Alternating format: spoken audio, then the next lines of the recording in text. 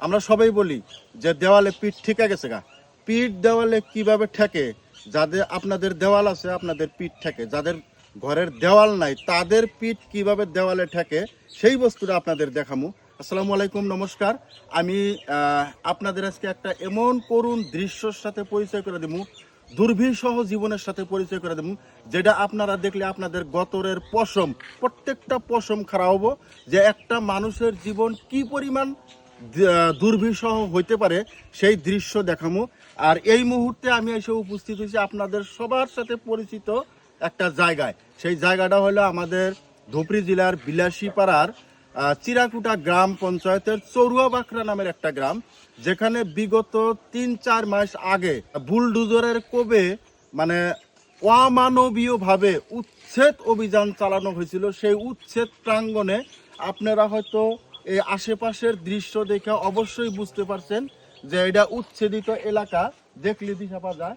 আর আমি যেই দৃশ্যটা আপনাদের দেখাবো, আপনাদের সবার কাছে হাত জোর করে অনুরোধ, সবাই একটু ধৈর্য সহকারে 2 মিনিট সময় দেখবেন। আপনারা নাচ গানে অনেক সময় নষ্ট করেন, গান বাজনায় অনেক সময় নষ্ট করেন। আজকের এই করুণ দৃশ্যর সাথে পরিচয় হওয়ার জন্য 2 মিনিট সময় ভিডিওটা দেখবেন। আমার পিছনে দেখতেছেন একটা ঝুপড়ি ঘর, তিরপাল এবং বাঁশের ভাঙ্গা ছিঁড়া একটা ঘর। সেই ঘরের মধ্যে এই করুণ দৃশ্য আছে, আমি আপনাদের দেখাবো। একটু আসো, দৃশ্যটা দেখাই।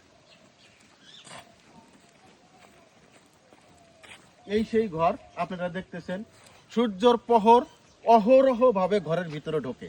যদি বৃষ্টি নামে, বৃষ্টিও কিন্তু এই ঘরের ভিতরে পড়বো। দেখতেছেন অত্যন্ত উৎকট গরম, সেই গরমের মধ্যেও কিন্তু এইভাবে জীবন যাপন করতেছে। এইখানে বিগত 4 মাস আগে উচ্ছেদ হয়ে গেছে, আপনাদের আগেই বললাম। তো ঘরের ভিতরে একটা করুণ দৃশ্য আপনারা দেখলে অবশ্যই মর্মাহত হবেন, অবশ্যই আপনাদের শরীরের পশম যারাই উঠবো। একটু আসেন দেখাই।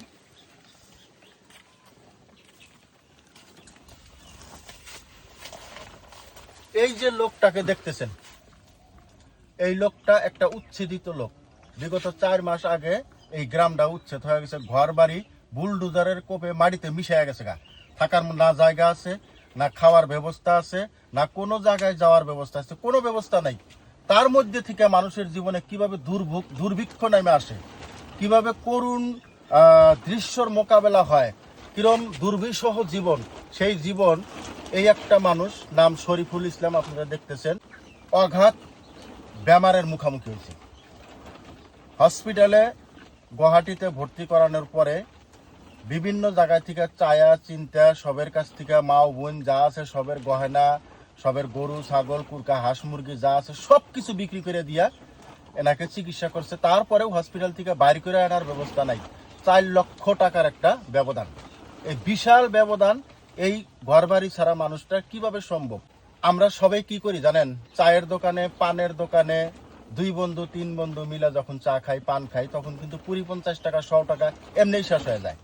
তো আমি অ্যাকচুয়ালি তো এই ধরনের ভিডিও করি না। তো এই অবস্থা দেখে আমার সহ্য হলো না, ওই জন্য আপনাদের কাছে হাত পাতার জন্য, ভিক্ষা চাওয়ার জন্য আমি এনার পাশে এসে দাঁড়াইছি।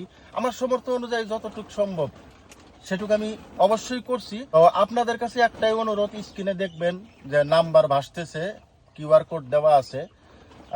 একটা দিন 2 বন্ধু মিলে চা খাইলে যে আপনার 150 টাকা 20 টাকা শেষ হয়ে যায়, সেইখান থেকে যদি আপনি একটু এর পাশে দাঁড়ান। এখন 4 লক্ষ টাকা ঋণ মানুষের বাড়িতে এসে টাকার জন্য, বাড়ি তো নাই। এই যে দেখতেছেন এই বিশাল ছাবড়াটা ভাঙা ছিঙ্গা, সূর্যর প্রহর, ঘোর অন্ধকারের মধ্যেও এই ঘরে প্রহর আসে।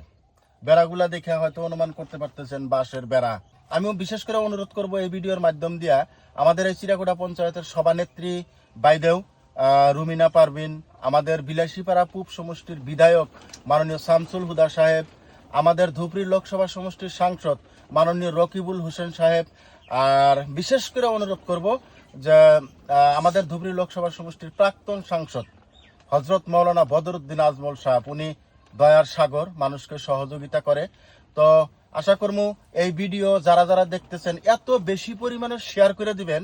আমি যাদের নামগুলা বললাম যারা হৃদয়বান ব্যক্তি, যারা মানুষের পাশে দাঁড়ায়, মানুষকে সহযোগিতা করে ভালো পায়, তাদের কাছে যাতে অন্তত এই ভিডিওটা যায় পৌঁছে, তারা কিঞ্চিত পরিমাণেও যদি সহযোগিতা করে, আপনি সহযোগিতা না করতে পারলেও তাদের সহযোগিতায় যাতে এই মানুষটার জীবনে কিছু পরিমাণে হলেও একটু উপকার হয়, সেই খাতিরে সবাই ভিডিওটা বেশি বেশি পরিমাণে শেয়ার করে দিবেন, যাতে হযরত মাওলানা বদরউদ্দিন আজমল, জমিয়ত উলামা, আমাদের সাংসদ মহাশয় রকিবুল হোসেন সাহেব, আমাদের এমএলএ মহাশয় শামসুল হুদা সাহেব, পঞ্চায়েতের সভানেত্রী বাইদেউ রুমিনা পারভিন, সবার কাছে যাতে ভিডিওটা পৌঁছে, সেই খাতিরে আপনি সহযোগিতা না করতে পারলেও শেয়ার করে দিবেন। আর আরেকটা অনুরোধ এই জন্যই করলাম যে আমরা বাড়ির থেকে বাইরেলি গল্প করি যে বাড়ির থেকে বাইরেলি 500,000 টাকা একটা খরচ হয়ে যায়, তো ওইখান থেকে কিছু পরিমাণে আপনিও সহযোগিতা করতে পারেন। স্ক্রিনে নাম্বার দেওয়া আছে, কিউআর কোড দেওয়া আছে। তো আমি এনার সাথে বেশি কথা বলার মুহূর্ত নাই, এনার কাছ থেকে যে 2-4টা কথা জিজ্ঞেস করবো সেই মোমেন্টটা নাই। তো আপনারা দেখতেছেন এই যে অপারেশন হয়া এইভাবে বাড়িতে বসা আছে, অবস্থা একদম শেষ। তো আপনি কিছু যদি বলেন আমাদের মানুষকে, তাহলে হয়তো আপনার মুখ থেকে শুনলে একটু তারা হয়তো। আমি কি করবো, আমি বেশি কথা কহারি না। এখন আপনারা যদি দয়া ধর্ম করে যদি আমাকে কিছু একটা সহযোগিতা করেন, আপনাদের কাছে আমার একটাই আবেদন। আমার 3-4টা বাল বাচ্চা আছে, আমার করোনা মানুষ নাকি 3-4টা বেডি আছে, আর ছোট একটা বেটা, নাবালক একটা বেটা, 4টা বেডি আছে। অন্য নিয়ে এই যে আজকে একটা মাস হয়ে গেল, ধরো একটা মাসের মধ্যে একজনের যদি এক মুষ্টি চাল দেয় আমি খাবার পাই, আর যদি না দেয় তাহলে আমি খাবার পাই না, আমার চুলা জ্বলে না বাড়ি। এই অবস্থা করে একটা মাস ধরে আমি চলে আসি। যাই হোক, আপনি কান্দেন না, আল্লাহ একজন আছে। আর মানুষের পাশে দাঁড়ায়, বহুত মানবীয় মানুষ আছে যারা হয়তো আপনার নসিবি যদি থাকে তাদের কাছে এই ভিডিও পৌঁছিব, তারা হয়তো অল্প পরিমাণে হলেও সহায় করতে পারবো। তো আমি ওনার সাথে বেশি কথা বলি না। আপনারা দেখতেছেন কি অবস্থা, এই অবস্থা তো ভাষায় বর্ণনা করার মতন অবস্থা নাই। যেখানে উচ্ছেদ, সেখানে বেমার, না বাড়িঘর আছে, না থাকার জায়গা আছে, না খাওয়ার আছে, কোনো ব্যবস্থা নাই। আপনারা হয়তো পরিবেশটা আপনারা নিশ্চয় অনুমান করতে পারতেছেন বা বুঝতে পারতেছেন। এই যে দেখতেছেন মাও সবসময় কান্দে, মানে যখন করার কিছু থাকে না, কান্দার চোখের পানি ফালান ছাড়া আর যার কোনো বুদ্ধি থাকে না, সে নিয়ে যে কান্দিতেছে।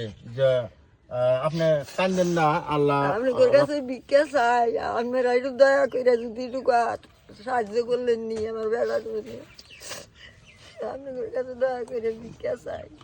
মাও আসল পাইতে আপনাদের কাছে, আপনাদের দরবারে আপনাদের কাছে অনুরোধ সহযোগিতা চাইতেছে। মাও তো আসল পাতা ছাড়া আর বুদ্ধি নাই, শেষ সম্বল আসল। তো আমি আশা করবো আপনারা সবাই কিছু কিছু করে। আমি একটা কথা প্রথমে বললাম যে 2 বন্ধু যখন পানের দোকানে যায়, চায়ের দোকানে যায়, 150 টাকা এমনি ফুরিয়ে যায়।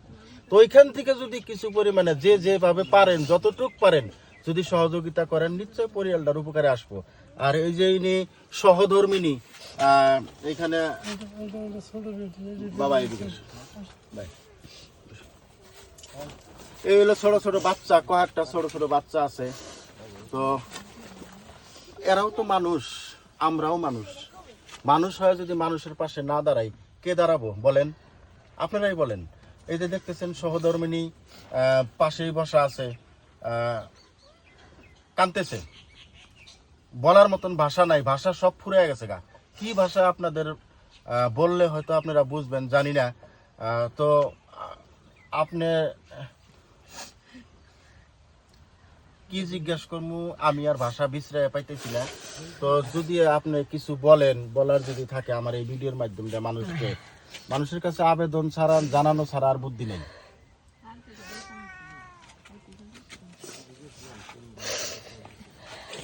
কি বলবো আর, আঙ্গুর দুঃখের কথা আর কি কমু।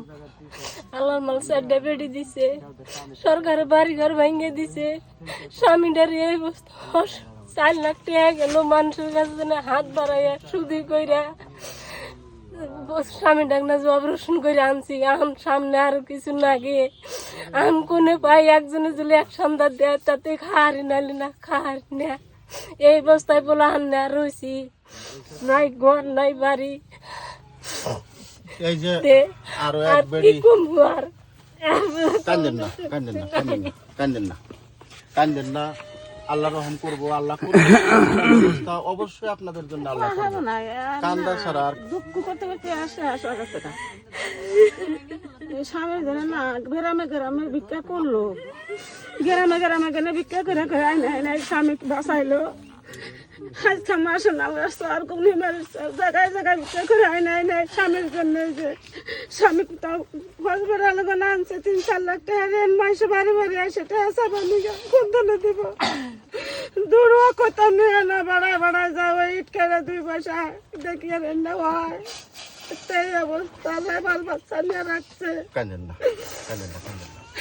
আমি আপনাদের বলছিলাম যে দেওয়ালে আমার বেডি বেডি জামাই আমারও দেওয়ার মতো শক্তি নেই, আমার স্বামী নাই ঘরে, আমার কোনো কিছু নাই, আমারও তো কোনো দেওয়ার মতো শক্তি নেই। আমি কি দিব, কি দিয়ে আমি এই জামাই ভালো করবো? কান্দেন না, কান্দেন না, আল্লাহ রহম করবো। আমি আপনাদের বলছিলাম যে দেওয়ালে পিঠ ঠেকে যায়, আমরা সবাই বলি না যে দেওয়ালে পিঠ ঠেকে যায়। তো এই পরিয়ালটার দেওয়ালে পিঠ ঠেকার অবস্থা নাই, তার থেকেও ভয়ঙ্কর পরিস্থিতি, করুণ পরিস্থিতি। আপনারা দেখতেছেন কি অবস্থা, এটা তো আর আপনাদের নতুন করে বলার মতন কিছু নাই। মানে দেওয়ালে যখন পিঠ ঠেকে, তাও একটা যে দেওয়ালে পিঠটা ঠেকছে কিছু একটু সুস্থির, এদের দেওয়ালও নাই যে পিঠটা ঠেকবো। তো ওই জন্য আপনাদের সবার হাত জোর করে অনুরোধ করি যে যেভাবে পারেন, আর ভিডিওটা এত পরিমাণ বেশি পরিমাণ শেয়ার করবেন যাতে একদম যারা হৃদয়বান ব্যক্তি আছে, যারা মানুষের পাশে দাঁড়ায়, মানুষ মানুষের জন্য এই কথাটা যে আছে, তাদের পর্যন্ত যাতে আমার এই ভিডিওটা যা পৌঁছে। আপনি সহযোগিতা না করতে পারলেও আপনি একটা শেয়ারে হয়তো এমনটা হইতে পারে এই পরিয়ালের রূপ চেহারা সব বদলে যেতে পারে। এমন দয়াবান হৃদয়বান মানুষ যারা আছে তাদের কাছে যাতে ভিডিওটা পৌঁছে। তো এই করুণ পরিবেশ, এই মর্মান্তিক পরিবেশ বর্ণনা করার মতন ভাষা আমার জানা নাই। তো সর্বশেষ মায়ের আসল আপনারা ফিরিয়ে দিবেন না, এইটুকু অনুরোধ রাইখা আমি আমার ভিডিওটা এখানে শেষ করছি। সবাই ভালো থাকবেন, সুস্থ থাকবেন, আল্লাহ হাফেজ।